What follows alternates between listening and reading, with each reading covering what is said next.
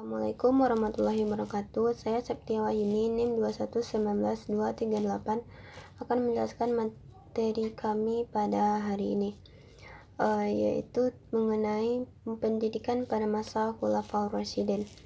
Materi yang pertama yaitu mengenal apa itu Khulafaur Rasyidin.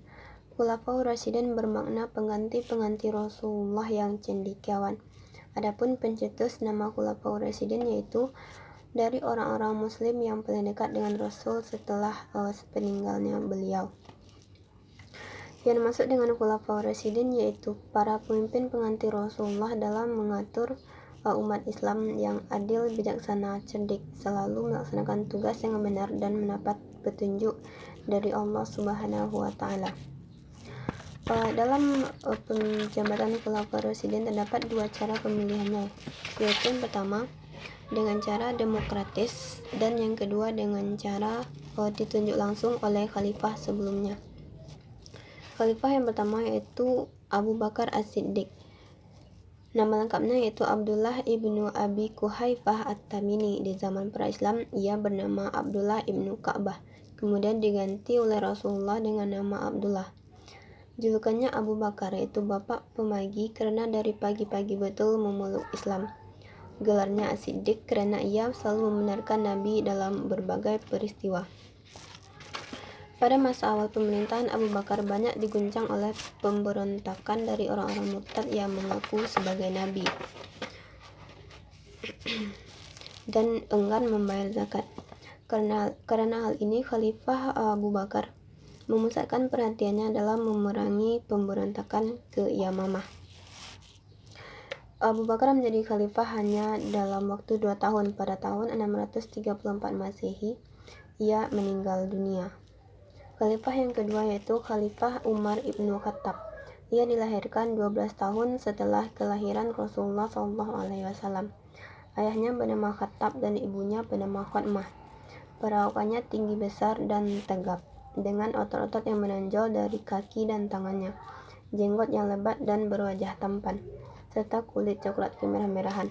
Beliau dibesarkan di lingkungan Bani Adi, salah satu kaum dari suku Quraisy. Beliau merupakan khalifah kedua di dalam Islam setelah Abu Bakar As-Siddiq. Pada masa Umar bin Khattab, kondisi politik dalam keadaan stabil. Usaha perluasan wilayah Islam memperoleh hasil yang gemilang. Wilayah Islam pada masa Umar bin Khattab meliputi semenanjung Arabia, Palestina, Syria, Irak, Persia, dan Mesir. Pada hari Rabu bulan Zulhijjah tahun 2023 Hijriah, Umar bin Khattab wafat. Beliau ditikam ketika sedang melakukan sholat subuh oleh seorang majusi yang bernama Abu Lu'lu'ah, budak milik Al-Mughirah bin Syu'bah. Diduga ia mendapat perintah dari kalangan majusi. Sekian yang dapat saya sampaikan. Assalamualaikum warahmatullahi wabarakatuh. Waalaikumsalam warahmatullahi wabarakatuh. Perkenalkan, nama saya Hartoni, NIM 2119239. Di sini saya akan mencoba melanjutkan pembahasan kelompok kami. Yang pertama adalah masa pemerintahan Umar bin Khattab. Pada masa pemerintahan Umar bin Khattab ini kondisi politik sangatlah stabil dan usaha perluasan wilayah pun dilakukan meliputi daerah semenanjung Arabia, Palestina, Syria, Irak, Persia, dan Mesir. Umar bin Khattab dikenal sebagai seorang yang pandai dalam menciptakan peraturan. Dia tidak hanya memperbaiki sistem perpolitikan, namun dia juga menerapkan sistem pendidikan yang sangat baik. Dia juga telah menerapkan prinsip demokratis di mana dia menjamin seluruh hak masyarakat. Terus yang kedua adalah masa pemerintahan Utsman bin Affan.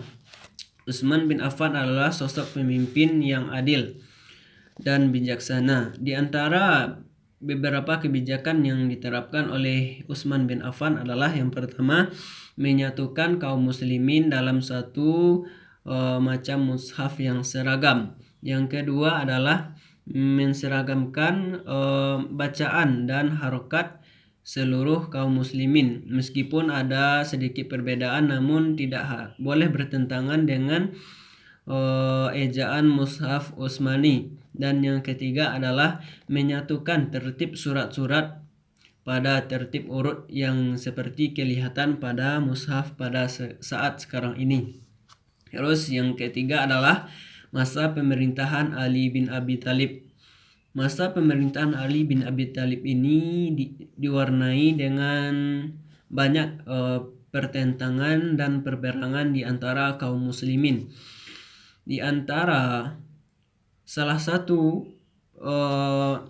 kejadian yang sangat bersejarah yang terjadi pada masa pemerintahannya adalah disebut dengan peristiwa Tahkim, di mana dari peristiwa ini lahirlah beberapa golongan dan kelompok di kalangan kaum muslimin. Yang pertama adalah kaum Syiah atau yang pengikut Imam Ali.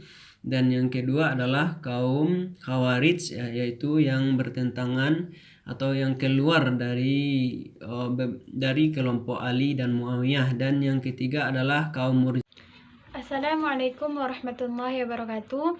Saya Deni Rawati, NIM 2119240. Di sini saya akan melanjutkan penjelasan dari rekan saya yang tadi.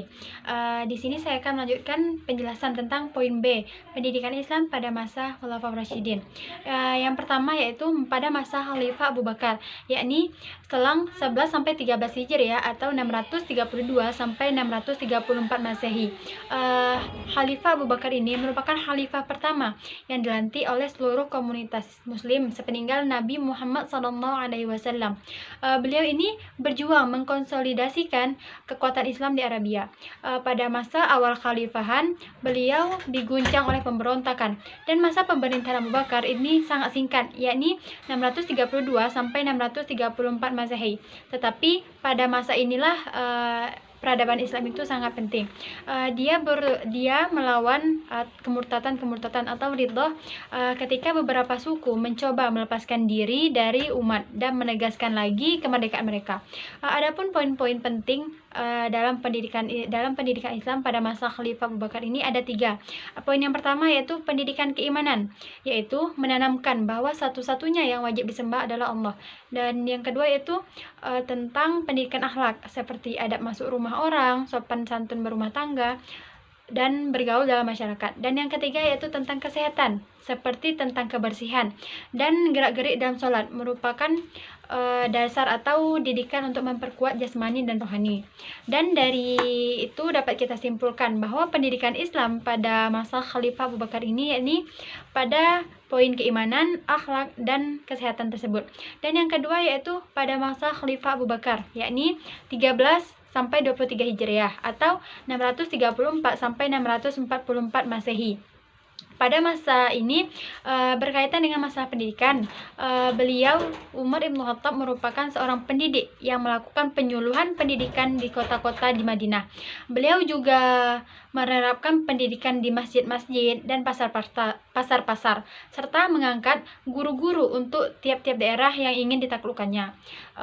Guru tersebut bertugas untuk mengajarkan isi Al-Quran, fikih, dan ajaran-ajaran Islam lainnya. Jadi pada masa Khalifah Umar Ibn Khattab ini, beliau memasukkan guru-guru di tiap-tiap daerah tersebut dan mengajarkannya kepada pemeluk agama Islam yang baru. Dan yang selanjutnya yaitu masa Utsman Ibn Affan, 23 sampai 35 Hijriah atau 644 sampai 656 Masehi. Khalifah ketiga ini merupakan khalifah yang dipilih oleh sebuah dewan pemilihan yang mana disebut dengan syuro. Sahabat ini berjasa pada periode awal pengembangan Islam, baik itu pada masa pendakwahan Islam secara terbuka, secara diam-diam maupun secara terang-terangan. Jadi beliau ini sangat berjasa dalam penyebaran agama Islam. Khalifah Utsman ini juga meminta mengumpulkan naskah Al-Quran yang disimpan oleh Hafsah bin Umar. Naskah ini merupakan kumpulan tulisan Al-Quran yang berserakan pada masa pemerintahan Abu Bakar. Jadi Khalifah Utsman ini mengumpulkan dan menyatukan lagi ayat-ayat tersebut ke dalam sebuah buku yang mana kita kenal dengan mushaf. Jadi pada masa Utsman bin Affan ini beliau itu membantu pendakwahan Islam itu baik secara terang-terangan maupun secara pada awal periodenya, yaitu secara diam-diam. Yang selanjutnya yaitu pada masa Khalifah Ali bin Abi Thalib pada 35 sampai 40 Hijriah atau 656 sampai 661 Masehi. Beliau bagi golongan Syiah ini merupakan orang yang sangat istimewa karena beliau merupakan cikal bakal doktrin Syiah yang mendasar, dan beliau juga imam pertama Syiah. Ucapan dan pidato Ali tersebut dihimpun dalam sebuah buku yang berjudul Nahj al-Balagh, Teknik Berpidato. Buku ini merupakan buku lama yang digunakan sebagai panduan pelajaran bahasa Arab. Tetapi dalam proses pendidikan Islam pada masa Ali ini yang tadinya bermotif akidah tauhid, sejak masa itu tumbuh di atas dasar motivasi ambisius kekuasaan dan kekuatan. Tetapi sebagian besar masih tetap berpegang teguh kepada prinsip-prinsip pokok dan kemurnian yang diajarkan oleh Rasulullah SAW. Dan pada masa khalifah yang keempat ini, kegiatan pendidikan banyak mengalami hambatan dari berbagai pihak yang berbeda-beda kepentingannya. Maka menurut Ananda, yang terpenting adalah kita itu bisa kembali memurnikan ketaatan ikhlas semata-mata karena menjalankan agama. Jadi dari keempat khulafa tersebut, Khulafaur Rasyidin, pendidikan atau penyebaran Islamnya itu berbeda-beda. Tetapi poinnya juga sama, yaitu menyebarkan agama Islam. Sekian kurang lebihnya saya mohon maaf. Wassalamualaikum warahmatullahi wabarakatuh.